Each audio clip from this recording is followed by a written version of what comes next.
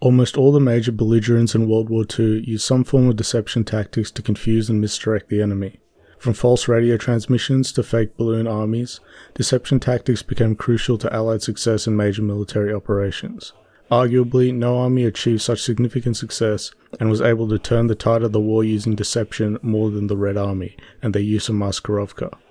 This video details the development of Soviet deception operations during the war, the pinnacle of its success during Operation Bagration, and its aftermath. Before starting the video, it's important to establish what I mean by the term Maskirovka. In Soviet/Russian military parlance, the word has a literal meaning translating to disguise. This means that something as simple as camouflage netting or a soldier painting his face to match his environment is technically Maskirovka. However, as Soviet deception operations consist of far more than this, I will use the more broader definition per the 1944 Soviet Military Encyclopedia. Maskirovka is defined as, quote, a means of securing combat operations and the daily activities of forces, a complexity of measures directed to mislead the enemy regarding the presence and disposition of forces, various military objectives, their condition, combat readiness and operations, and also the plans of the command. Maskirovka contributes to the achievement of surprise for the action of forces, the preservation of combat readiness, and the increased survivability of objectives. While all major powers used deception in various ways throughout the war, no power used it to such devastating effect as the Soviet military. Maskirovka existed at three levels: the strategic, operational, and tactical. At the strategic level, it is conducted by the High Command to preserve secrecy. At the operational level, it is conducted by the Front Army and Navy to maintain secrecy over operational preparations. At the tactical level, it is conducted by the divisions, regiments, and companies at the various objectives to hide military preparations. For the Soviets, subscribers to Marxism-Leninism, war was merely an extension of politics, and hence Maskirovka was seen not just as military deception, but transcended beyond that. Maskirovka began its development in the mid-1920s, although this was largely at the operational and tactical levels. With technological developments in the 30s, specifically the Red Army's mechanization program, added new considerations for Maskirovka. With the speed and force capabilities of the army increased greatly, the importance of surprise grew. Prophetically, the 1936 field regulations stated the following: surprise action depends on concealment and speed, which are achieved by swift maneuver, secret concentrations of forces, concerted preparation of artillery concentrations, opening of surprise artillery fires, and by launching unexpected infantry, tank, and air attacks. Surprise is also achieved by the unexpected employment of new military weapons and new combat tactics. However, the theoreticians and would-be implementers of Maskirovka and deep battle doctrine became victims of Stalin's purges, setting back the implementation of these strategies. Perhaps the first significant use of Maskirovka by the Red Army was during the border clash at Khalkhin in May 1939. The Soviets and Japanese, more specifically the puppet state of Manchukuo, had ill-defined borders, and both powers wanted control over strategic interests near Khalkhin. Georgy Zhukov, in command of Soviet forces, worked with a small team at Army Group headquarters, reporting only to Stalin, with each chief working within their specialty and their specialty only.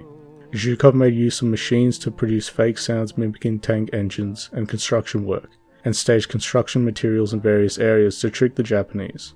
In addition, fake leaflets, apparently belonging to the Soviets, were accidentally dropped on Japanese lines, instructing Red Army troops on the importance of defensive preparations. By August, the Soviets were only transmitting 10 to 15 radio communications a day, with this dropping to zero by the 17th. In contrast, the Japanese were dealing with 230 to 250. This was not due to Soviet technological inferiority, but rather deliberate operational and tactical Maskirovka. These deception tactics worked to great effect. Soviet armored forces, hitherto concealed, rapidly encircled and destroyed Japanese formations. So devastating was the Japanese defeat that it convinced them of the hopelessness of a war with the Soviet Union, and influenced their government's decision to sign the Neutrality Pact in 1941. To Zhukov and the High Command, the success at Khalkhin demonstrated the importance and necessity of Maskirovka to the success of future military operations. However, these deception tactics needed to be prepared and coordinated effectively, else they were useless, as the Red Army would learn during the Winter War with Finland. Soviet Maskirovka at the beginning of the Finnish campaign was poorly organized, and they paid dearly for it, but they learned their lesson. In spring 1940, carefully planned Maskirovka achieved a breakthrough and forced the Finns to sue for peace. The Stavka did not limit their analysis and lessons to their own experiences either. They paid very close attention to events in Western Europe. They noted the overwhelming success of German operations during the Ardennes offensive in 1940, which caught the British and French armies completely off guard and off balance in northern France. The German concealment of two armies, the 6th and the 9th, along with the massing of aviation and airborne forces, and its execution only served to confirm what the High Command already knew. Deception was essential. Soviet theorist S.N. Krasilnikov outlined 7 specific measures of operational Maskirovka. Although Maskirovka was developing theoretically, that is the realm in which it remained, pure theory. By 1941, the Red Army commander cadre was bereft of experienced and brave officers. Those that remained after the purges were young and inexperienced, and after seeing their comrades be shot or sent to Siberia, were understandably timid when it came to embracing innovation in warfare. This, unfortunately, would cost them dearly when the German-Soviet War broke out in June. Operation Barbarossa caught the Soviets by complete surprise and inflicted devastating casualties on the Red Army. Caught in a transitional phase in equipment, troops, leadership and doctrine, Hitler had attacked his Bolshevik nemesis at the perfect time. However, the Soviets would not go down easily, and conducted generally hastily planned counterattacks to blunt the Nazi spearheads, stopping them short of Moscow. Maskirovka had no time to be deployed as the Stavka desperately used all tools available to halt the German army. Although the Soviets would use deception in all major military operations during the war. This part of the video will focus on 3 key instances prior to Operation Bagration: the Moscow Strategic Offensive Operation, the Battle of Stalingrad, and the Battle of Kursk. Maskirovka directives were issued to Red troops as early as 4 days into Barbarossa. However, the chaos and breakdown of command and control prevented any effective implementation. In September, the Chief of the General Staff issued a directive to front and separate army commanders, urging them to pay attention to masking the forces and hide their locations. A further Stavka directive in November specified additional measures to improve Maskirovka capabilities, including the necessity for military councils to mask any and all operational activities. As far as theoretical development goes, Maskirovka did not see much development during this first period of the war, and Soviet deception was as much a product of the general chaos of the early months as it was any deliberate effort by the Red Army, with commanders learning little more than how to camouflage equipment, troops, and weapons. Soviet deception was more so a German failure to act rather than a Soviet success to deceive. During the Moscow counteroffensive, Zhukov was able to mobilize a force of 1.1 million men opposite the Germans. While this presented only a small numerical superiority, Zhukov carefully concentrated his forces in such a way that he achieved force ratios of 2-to-1 at critical points on the front line. These troop movements went undetected by the Wehrmacht, and caught them by surprise when the Soviets dropped the hammer. The result was the Germans driven away from Moscow, with further surprise offensives conducted near Leningrad and Kharkov. During this first period of war, to December 1942, much of the success brought about by Soviet Maskirovka was negated by the Germans exercising their own deception. German concealment saw, in some cases, Red Army formations clashing into highly organized Wehrmacht defenses with predictable results. The German summer offensive, Case Blue, in summer 1942 took the Soviets by surprise. In response, Soviet Maskirovka had to innovate rapidly, and innovate they did. The Soviets secretly created 15 tank corps and 5 tank armies in the spring and summer of 1942, completely undetected by the Germans. Although Case Blue made rapid gains and inflicted significant casualties on the Red Army, including the Nazis almost taking Stalingrad, Soviet deception in preparation for the counteroffensive helped to produce one of the worst defeats for the Wehrmacht thus far in the war, across any theatre of operations. Prior to the Stalingrad counteroffensive, codenamed Operation Uranus, the Stavka issued a series of orders stressing planning security. What this did was limit the size of planning circles, prohibited orders being prepared in multiple copies, and required orders to be communicated orally when possible rather than over wireless. Although Maskirovka thus far had been theorized and implemented only at the operational and tactical levels, Operation Uranus saw the first development and implementation of strategic Maskirovka. The Stavka deliberately issued fake orders calling for defensive operations at Stalingrad and offensive operations elsewhere. Though rudimentary and not necessarily totally fooling the Germans, these instructions combined with Operational Maskirovka saw the Germans routed. Maskirovka at Stalingrad faced several difficulties. The open steppe on the flanks of the German 6th Army offered little concealment, and the singular train line supplying the southwestern and Don fronts was under German watch. In addition, the Soviets had to ferry troops across the river. Despite this, the Soviets were able to masterfully marshal troops in secrecy at the flanks of the German army. Opposite them were comparatively weaker troops of the Romanian, Hungarian, and Italian armies. This is reminiscent of the earlier Khalkhin battle, where the Soviets amassed troops at the flanks of the Japanese forces, facing the weaker Manchukuo cavalry. Heavy equipment transported by rail was covered in tarps, with rail movement being delayed as late as possible. Ammunition resupply points were camouflaged, including one at Uryupinsk being disguised as a farm village. The southwestern front built 22 bridges over the Don River, 5 of which were faked to draw German fire. Fake airfields, accompanied with dummy aircraft and soldiers, were set up. Army newspapers published articles about defensive operations, and the Red Army went as far as to build fake fortifications to trick the Germans. This was the first time the Soviets prepared and implemented Maskirovka at all 3 levels. Secrecy was paramount, as for example with the 5th Tank Army, orders were only issued to all personnel on the 18th of November, the evening before Uranus was to begin. And the results were catastrophic. The Romanian, Hungarian, and Italian troops at the flanks of the German 6th Army were savaged. Although the Germans themselves predicted attacks against the Romanian 3rd Army on the left flank, they had no idea of the scale and intensity of the offensive. The 3rd Romanian Army, although repelling the first 2 Soviet assaults, were eventually overwhelmed, and by the end of the 19th, the Romanians were completely routed. By the 23rd, the German 6th Army was completely encircled and had been annihilated. The scale of Soviet success took the Stavka by surprise, as they had underestimated the size of the German force by 75%. Success on the Stalingrad front was aided by Soviet disinformation tactics prior to the Battle of Rzhev further north. Maskirovka had been so effective that the OKH's intelligence branch reported the following on the 12th. The Russians no longer have any reserves worth mentioning and are not capable of launching a large-scale offensive.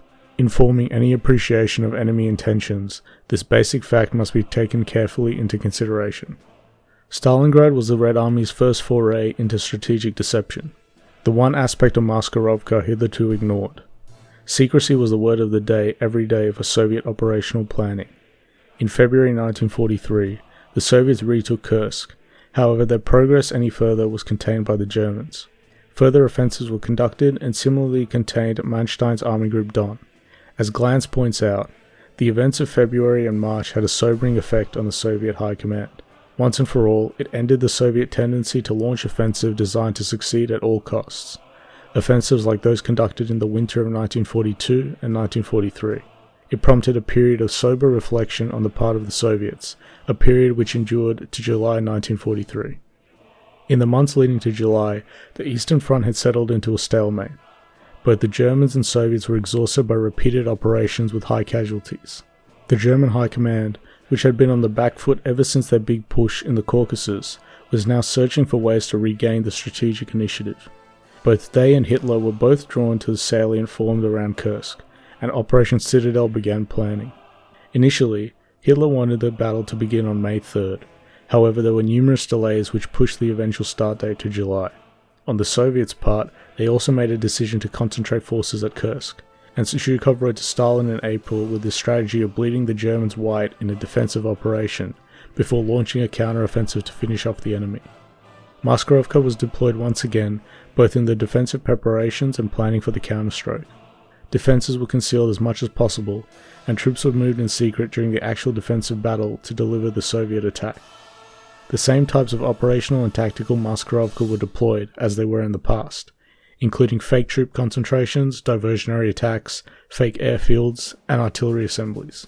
The key to Soviet success was not so much the concealment of the defences at Kursk, but the concealment of forces for the counterattack. Lieutenant General Ivan Konev wrote the following: "Did the enemy know about the organization of a firm defense in the rear of our fronts? He knew, and that played a positive role. The enemy knew that we were preparing only for the defensive battle. The main thing was not to conceal the fact of our preparations, but rather the force and means, the concept of battle, the time of our counteroffensive, and the nature of our defense. Very likely it was the only unprecedented occasion in military history when the strong side, having the capabilities for offensive action, went over to the defense. The future course of events affirmed that in the given instance, the most correct decision was made." And Konev was right. The correct decision was made. The Germans never detected the Soviet reserves deep in the rear, and were shocked by the constant attacks by Red Army steel and flesh against the Nazi lines. After a week, Operation Citadel was terminated, with final attacks ceasing by the 17th. The Germans had inflicted disproportionate casualties on the Red Army, however they had exhausted their reserves completely in the process. The Soviets began conducting a series of counterstrikes, the most important being the Belgorod-Kharkov operation, known as Operation Rumyantsev. Planning for Rumyantsev only began once it was clear that Citadel was finished. The Germans expected an attack, but not as soon as it actually happened. Both sides were apparently exhausted by Citadel, and Lahnstein thought that the attack on Kharkov would begin several weeks into August. However, the massing of Soviet reserves in secrecy using Maskirovka allowed the Soviets to attack sooner. On August 3rd, the Red Army attacked, and by the 23rd the battle was over, with the decisive Soviet victory. Maskirovka once again played a crucial role in their success. As previously mentioned, the Germans had no idea the Soviets had marshaled forces, and prepared not for just defensive operations, but the delivery of a devastating offensive. Large diversionary offensives forced the Wehrmacht to move troops away from the location of Rumyantsev. Historian David Glantz notes that part of the success in Maskirovka operations at Kursk was that the Soviets deliberately neglected Operation and Tactical Maskirovka in favor of Strategic Maskirovka. For the first time in the Soviet-German War, a Nazi offensive had been stopped before achieving a breakthrough, and the violence dealt to the Wehrmacht prevented them from conducting any further strategic offensives on the Eastern Front for the rest of the war. The evolution of Strategic Maskirovka was now well underway, and this would pay dividends for the Red Army during the summer offensive of 1944.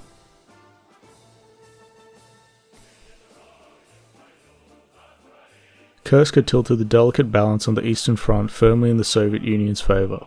From this point onwards, the Stavka and Stalin could dictate when and where they would strike. Lend-Lease aid from the US began to flow in significant numbers from this point onwards, which made operational planning easier for the Red Army. Operation Bagration, which would be the 1944 summer offensive, produced remarkable success for the Red Army, completely annihilating an entire German army group. The question is, with regards to Maskirovka, what changed between Kursk and Bagration that generated such a victory?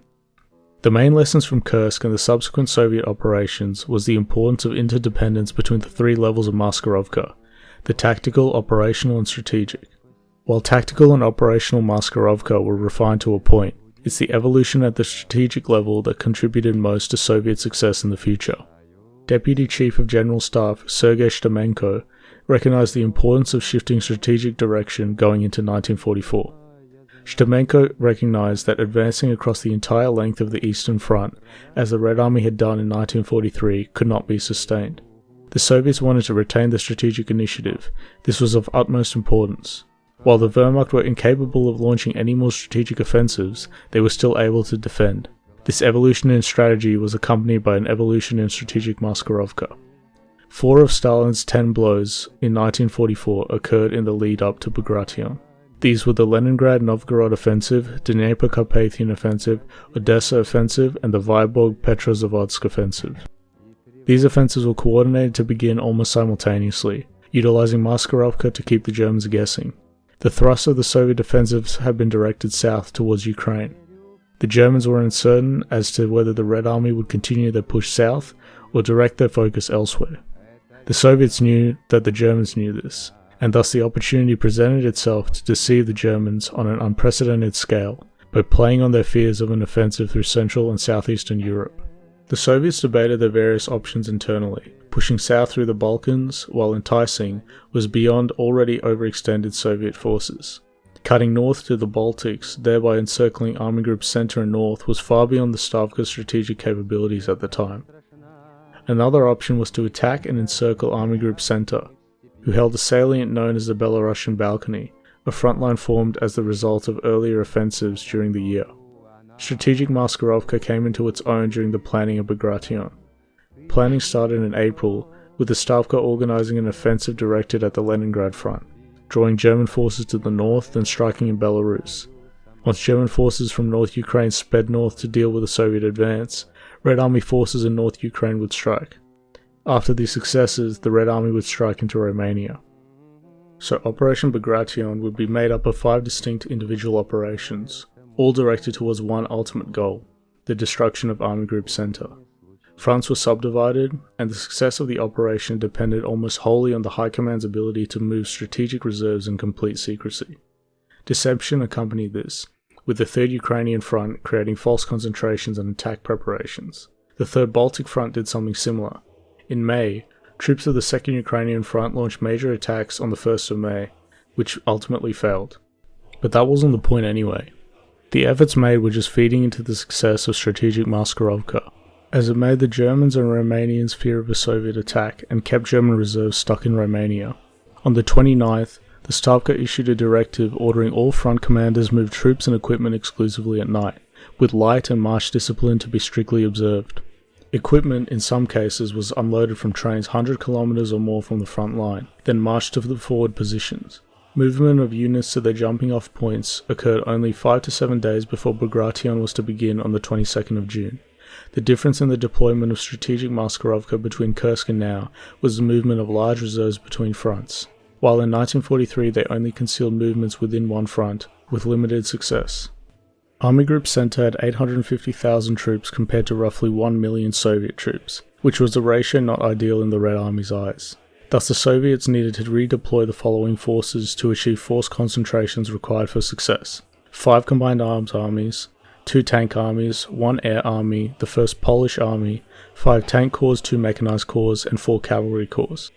This numbered 400,000 men, 3,000 tanks, 10,000 guns and mortars, 300,000 tons of fuel, and 500,000 ration cans. This level of organization in Maskirovka at all levels was astounding. For example, as Chistiakov's 6th Guards Army marched 110 kilometers at night, they were covered by the 154th Rifle Division, who had no idea the 6th Guards were even marching. This happened across the front, with troops masking each other's movements. Similar tactics were used as in previous operations, such as there being limited individuals involved in planning, limited production of written orders and documentation, and keeping the time of the offensive a secret until the last possible moment. False minefields were created along the front, as well as improved fortifications, which only further made the Germans believe there was to be no attack against Army Group Center. The OKH still suspected that Soviet effort would be through the south, which was consistent with their judgment in May. In fact, the Germans did detect troop movements in Belarus, however they assumed that these movements were the deception, when in reality they were not. They detected 140 Soviet divisions and 3 tank corps facing Army Group Center, while the real number was 168 divisions, 8 tank or mechanized corps, and 2 cavalry corps. They estimated 400 to 1100 Soviet tanks, much lower than the actual number of 5,000. The Germans only suspected an upcoming attack on the 20th, 2 days before Bagration was to begin, and their forces only passively preparing for defences accordingly. Earl Zimke summarizes the German attitude to defense at this time as follows. As the often repeated slogan "No keine Schema" implied, a cardinal principle of German General Staff doctrine was the avoidance of rigid or schematic tactical or operating conceptions. In June 1944 on the Eastern Front, that rule was forgotten. To a Soviet deception, the German commands added an almost hypnotic self-induced delusion. The main offensive would come against Army Group North Ukraine because that was where they were ready to meet it. In other words, the Germans predicted the offensive would be in Ukraine, therefore it must be in Ukraine. And the result of all this? Nothing short of overwhelming victory for the Red Army. I've covered the actual battle in a previous video, so I will not get into the details of Soviet engagements, but the operation was devastating to the Wehrmacht. Out of the 34 divisions that made up Army Group Center, 28 were annihilated, with the remaining 6 severely mauled.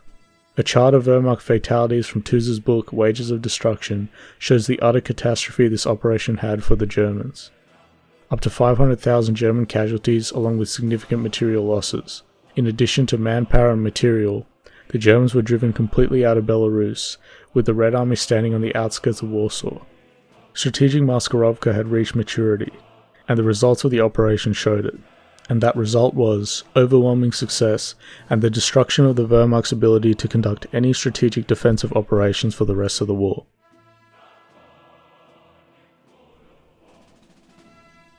Soviet Maskirovka operations continued throughout the remainder of the war, until the conquest of Germany. By the end of Bagration, the Red Army had refined the rules of deception warfare to a sharp point at the tactical, operational and strategic levels. The success of Bagration, aided in no small part by the aforementioned Maskirovka, hastened an end to the war. Maskirovka continued to evolve as it faced new challenges. For example, as the Soviets got closer to Berlin, the concentration of German signal facilities grew, which almost paradoxically had seen some improvements in German intelligence gathering regarding Soviet battle formations.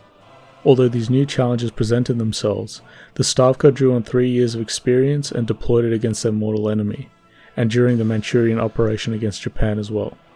Maskirovka practices the Soviets used throughout the war included camouflaging troops and equipment, movement exclusively at night, fake radio transmissions, fake troop concentrations on airfields, and launching full-scale diversionary tactics to deceive the enemy as to the real thrust of an offensive. The Red Army, unlike the racialized image the Nazis had created of them, was supremely competent at conducting warfare and incorporating deception into planning major offensives, so much so that the Wehrmacht fell for it on numerous occasions, as I covered earlier. In his paper, Soviet Operational Deception, the Red Cloak, Lieutenant Colonel Richard Armstrong summarizes the effect of Maskirovka thusly.